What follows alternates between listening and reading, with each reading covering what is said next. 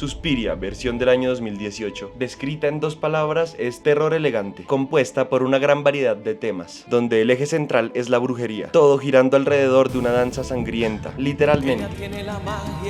Información cargada, comencemos. La escena de la ejecución de Olga es una obra maestra del cine de terror moderno. Todo inicia con el colapso de Olga en pleno ensayo.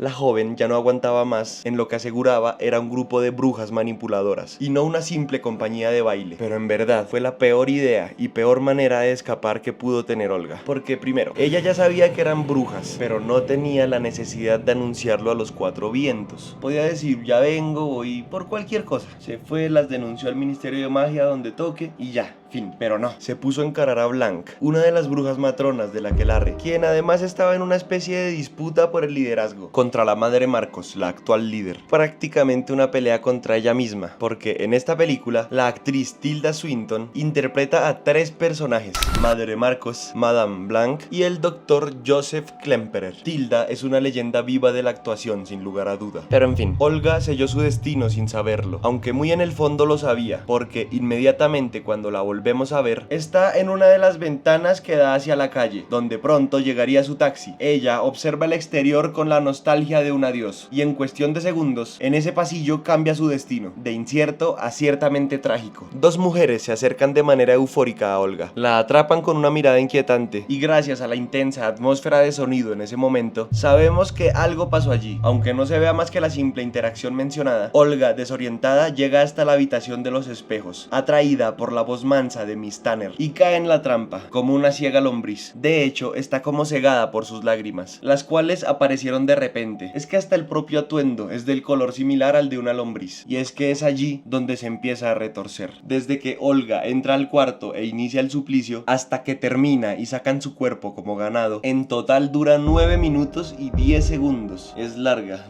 esa secuencia. Según el director, la escena anteriormente mencionada de Olga en el Salón de los Espejos no tuvo prácticamente ningún efecto generado por computadora. Elena Fokina, que es contorsionista y bailarina de ballet, además de tener hipermovilidad, realizó todas estas acrobacias ella misma en cámara. La magia del cine llega con el acompañamiento visual y sonoro, que como resultado nos da esa escena tan escalofriante, la cual seguramente es una de las más recordadas de la película.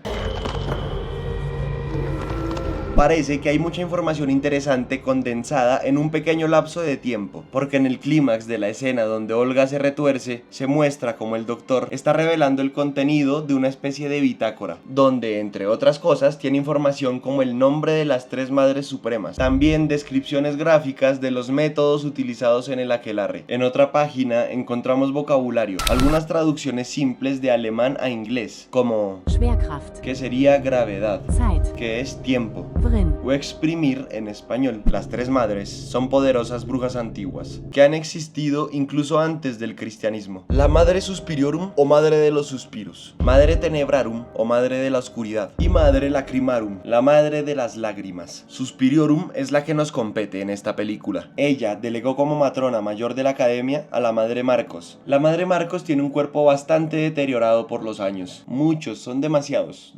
Así que el aquelarre lleva un tiempo usando la academia de baile como fachada para conseguir candidatas para el nuevo cuerpo de la Madre Marcos. Patricia, la joven del principio de la película, era una de esas candidatas que cuando vio la cosa como rara, se les voló y la sapeó con el doctor Joseph. Para esos días llega Susie y se convierte en la nueva candidata para ser el cuerpo de Marcos. Susie es la reencarnación de nada más y nada menos que la Madre Suspiriorum. Ella llega usando el cuerpo de Susie para recuperar el control del aquelarre y acabar con lo que ha sido una gestión de tiranía por parte de la Madre Marcos. El descontento con el mandato de Marcos era tal que ya existía una especie de oposición, donde algunas de las brujas proponían a Madame Blanc como la nueva líder de la compañía. Incluso se hizo un acto democrático, donde por una muy pequeña diferencia ganó la Madre Marcos. Suspiria está enfocada en la Madre Suspiriorum, y Dario Argento, el creador de Suspiria, la original, completó la trilogía de las Madres Supremas de la Brujería, una película por cada madre. Las 3 películas son Suspiria, Inferno y La Madre del Mal. Los finales de esas películas son mucho más concluyentes, muy diferentes al estilo visto en la versión moderna. En la escena postcréditos dan a entender que la historia puede continuar y puede haber un remake de la trilogía completa.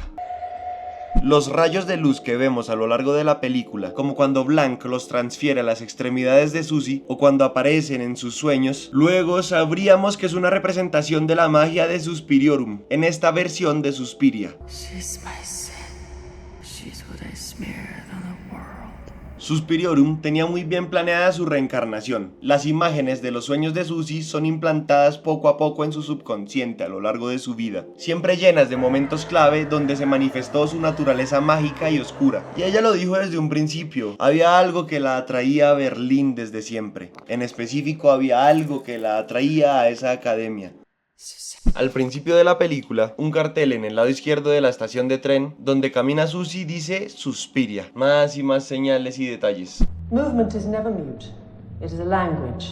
Para entender todo el contexto final de la película, hay que tener en cuenta algunos aspectos. El principio del fin es el recital de Volk, donde Sarah sucumbe finalmente y en plena presentación. Los ojos de Sarah son evidentemente diferentes, pero el cambio de los de Susie es mucho más sutil. Su mirada es oscura y poderosa. Ahora sí, Suspiriorum entra en pleno, en resumidas cuentas. Termina invocando una especie de espectro, o también podría ser una manifestación de ella misma. No hay mucha información al respecto y es algo que está libre de interpretación aún, pero ese bicho era raro. El espectro, de manera estrepitosa, acaba con Marcos y todas sus seguidoras, sin ningún esfuerzo. Allí, como su primer acto diferente a la tiranía de Marcos, Suspiriorum libera del sufrimiento a Olga, Sara y Patricia, sometidas por el yugo de Marcos para robar sus cuerpos. Suspiriorum, con un amoroso beso, les concede un dulce final a las tres. Ellas están cansadas de lo vivido. El Dr. Joseph realmente tuvo mala suerte. Él solamente estaba preocupado por el caso de Patricia y Sara, así que las brujas decidieron vengarse, lo raptaron, pero por suerte la Suspiriorum lo salvó.